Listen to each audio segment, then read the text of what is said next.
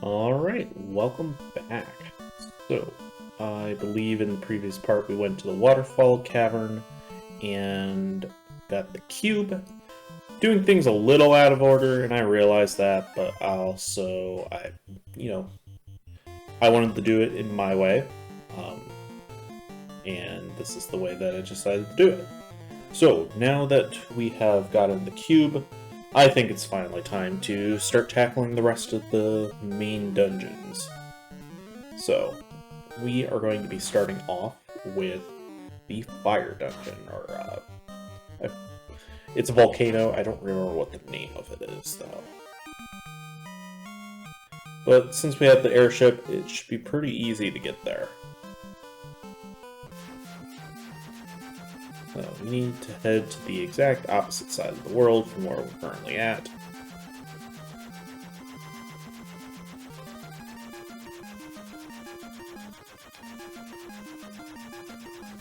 That's the Mirage Tower. We'll be coming back there in a little bit. But first, let's stop here at this town that you can only get to with the airship. Nothing here. Yes, of course. Town of Gaia. You look important. What are you about? Been to the city south of here? I just cannot understand a word spoken there. Have wondered what language. Interesting. Unbelievable, you are outsiders, right? How did you get this far north?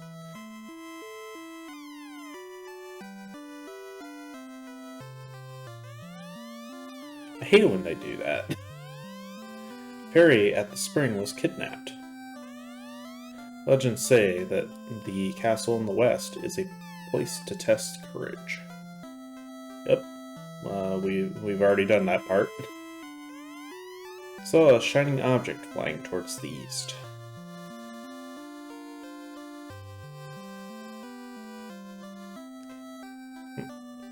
Looks like the trees overtook the item shop there. Let's see. Yes, I didn't get a chance to read all of that, but you look like a pirate.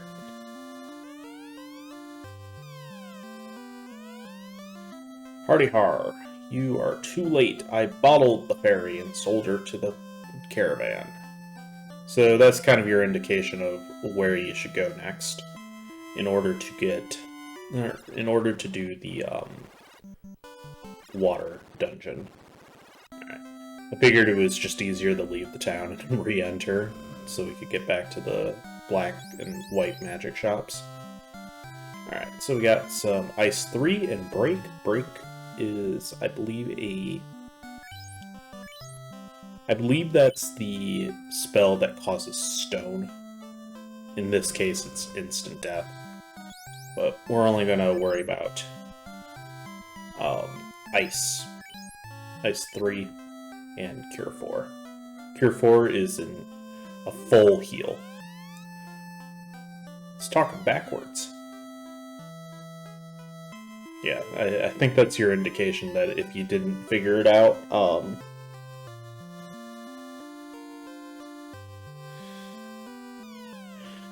that the brooms talk backwards.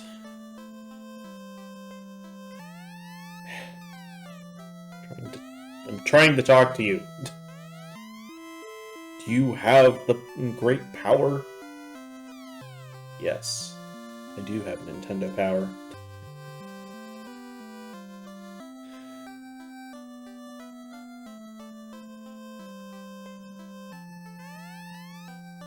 Legends say the Sky Warriors flew about here and there. Alright. I think that's it for right now in this town. Let's see. Ah, yes. I am back in Corneria, and I'm getting a couple spells for our warrior here, since he can now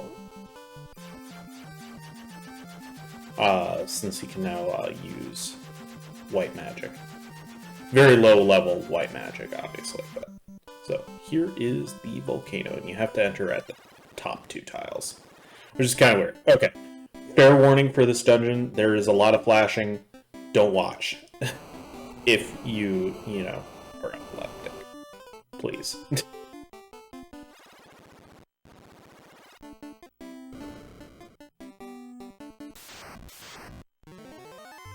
Yeah, unfortunately there is a lot of ragu on the floor.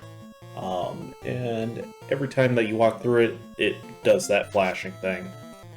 If you are photosensitive, maybe don't watch this episode, or put it on in the background, minimize it, whatever.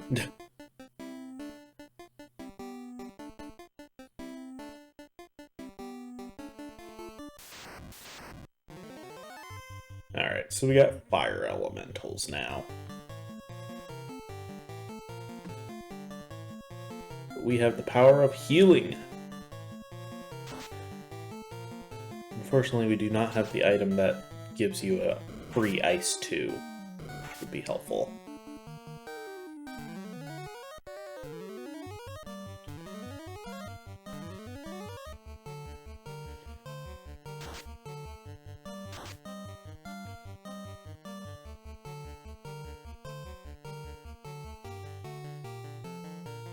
Yeah, I pretty much have the white mage on full healing duty for the time being, just because why not? It's a little easier to do it that way. And it keeps health up, reduces the amount of healing items I have to use on a regular basis, which is handy.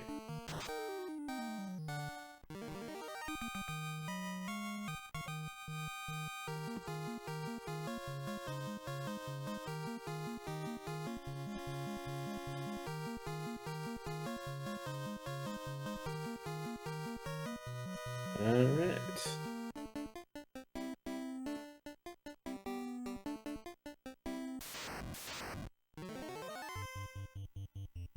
We got some wizard ogres and hyenas. I think... I can't remember if they're the lower level or the higher level of the Cerberus. I think it's the lower level.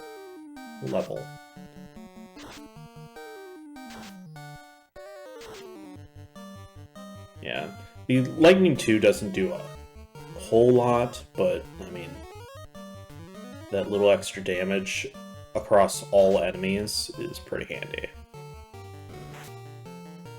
And I don't have to waste a spell charge, which is the main thing. And it's generally stronger than the melee attacks by the mages. So, take what you can get, I guess.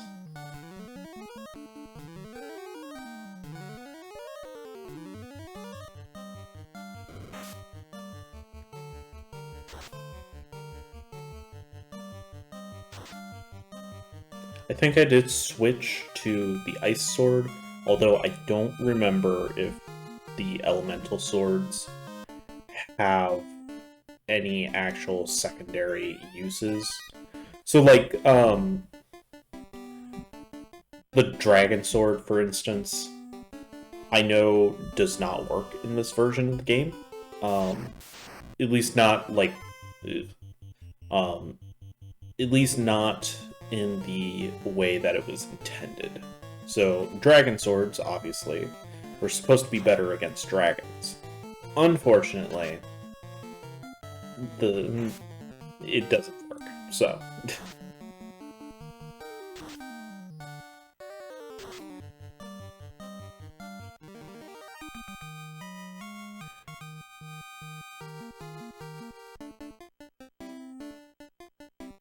Alright, we're going to start by going this way since it's actually a dead end.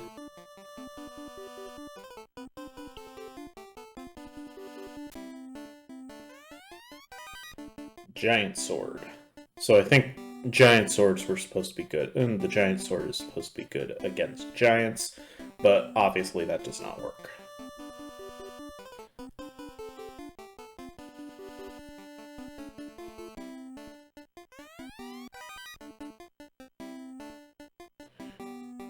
Yeah. Unfortunately, most of these chests tend to only have gold in them, which...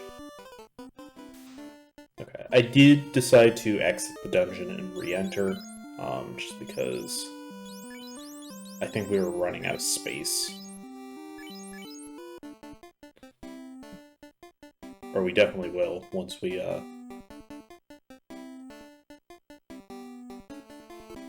Okay, there was a mandatory spot right there, right where we walked through, so be careful. You can avoid it. I just kind of forgot about it.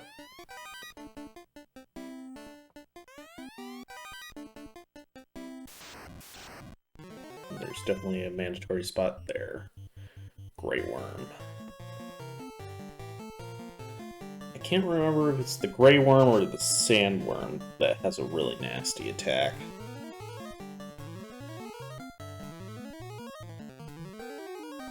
I want to say it's the Sandworm, or maybe just the Worm.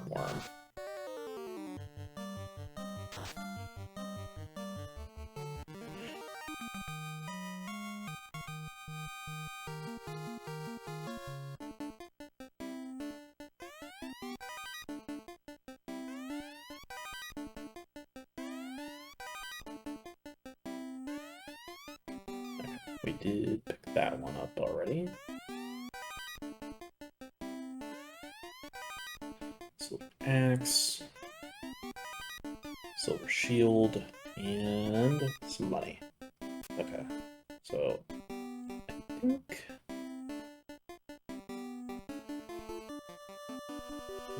maybe I do stay in the dungeon still. Oh, right, there's 2 chests right here. There is a mandatory encounter right in that spot.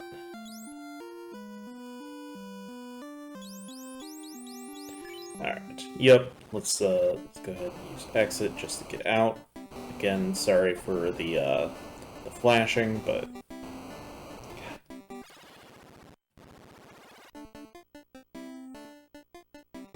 I'm happy they toned this type of stuff down in later games. In later video game history. Like, obviously, there's still flashing in games, but at least they're more aware of it. Yeah, this room really sucks. Please. Please, like, don't full screen this like I am. But, as long as you're walking through the ragu, you don't get battles. So, if you just want to get a move on, try and stay in the ragu as long as you can.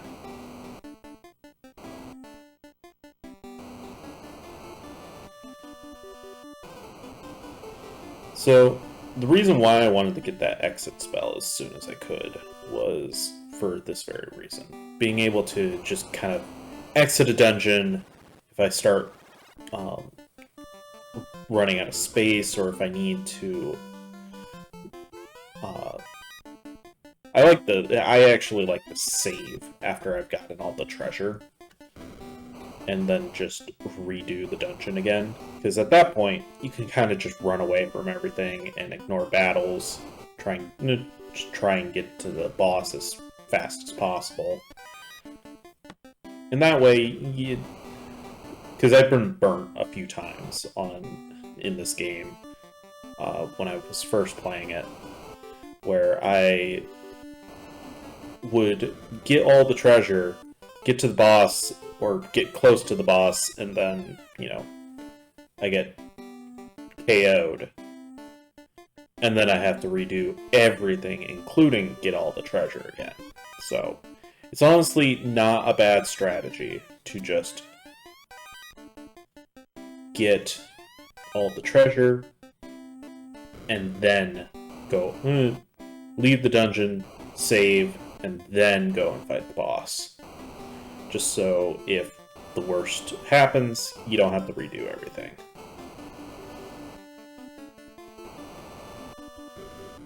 Okay. I think we were already in here. No.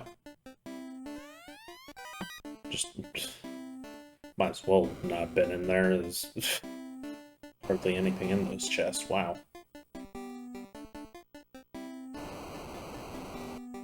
I'm trying to take the shortest path through the Ragu as possible, just so I don't have to...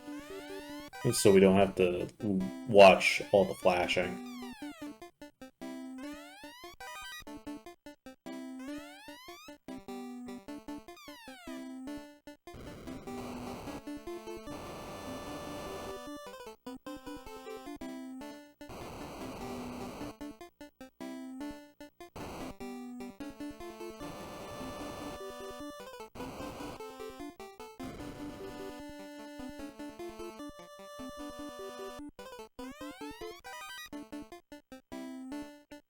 I believe there is a mandatory encounter right here.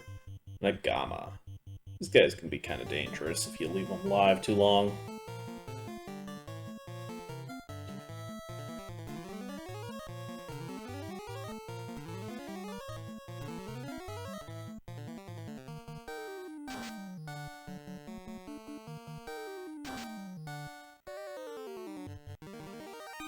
Ooh. Yeah, that ice sword is very helpful in here. That's another reason to go and do the ice cavern first. You can get the ice sword before the fire dungeon. Especially like in the later versions of this where everything works. Okay, so there's a lot of different pathways you can go, but there's only 2 rooms in here that actually have stuff in them. This one, which has 2 mandatory encounters, Nagama, and a red dragon. Of course, all dragons are very dangerous in this game. Do not take them lightly.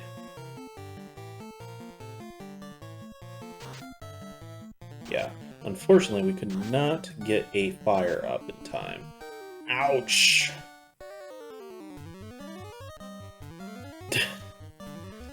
1 second too late. Wow. Jeez. At this point, I'm not resetting for this. We're already too far into the dungeon. I don't really want to do that.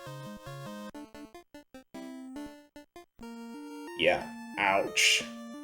Thankfully, we do have life magic, so we can at least bring him back, but unfortunately he is now out of sync with everyone.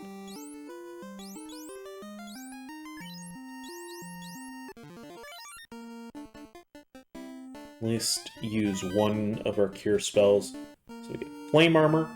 So the key armor still has the secondary effects that they should. So a good way to do it, because elemental armor does not double up like that. So like having 2 flame pieces of equipment does not really benefit you. You're better off having 1 of each. 1 flame, 1 ice. Is it you, the Tinder, that defeated the fiend of the earth and disturbed my sleep? I'm kind of curious what would happen if you went and did any of the other fiends before coming here. I imagine she would only say the Fiend of Earth, but... So we got Kary x Kary here.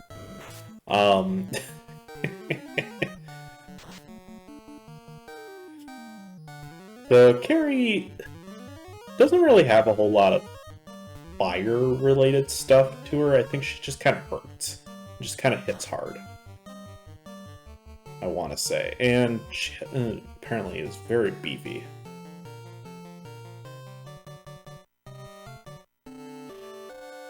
Now the question is, which Kary was I talking about? Because honestly, it could apply to both. Although our Kary is definitely much cooler.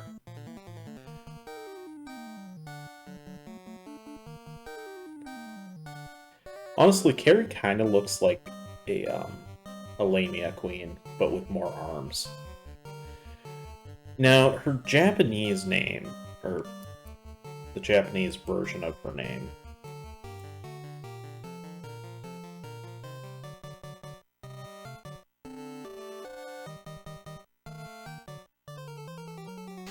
is not actually Kary.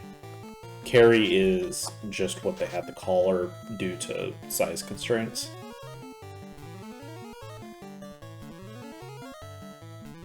Merilith is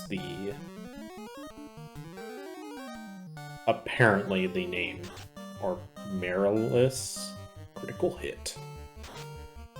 Merilith, also known as Kary, a mistranslation of Kali, or Merilith, is the Fiend of Fire from the original Final Fantasy. Okay. So, yeah, I guess Merilith is technically what she's supposed to be called.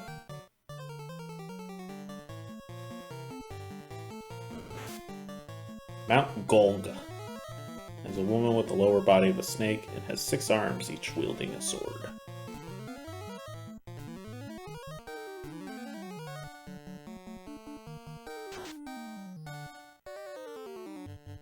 Yeah, does look like she does have a Fire 2 attack, although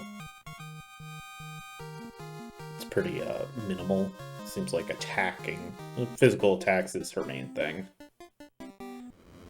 Alright, and there we go. We got the second orb, and that is it for this episode. Thank you for watching, and I'll see you guys next time.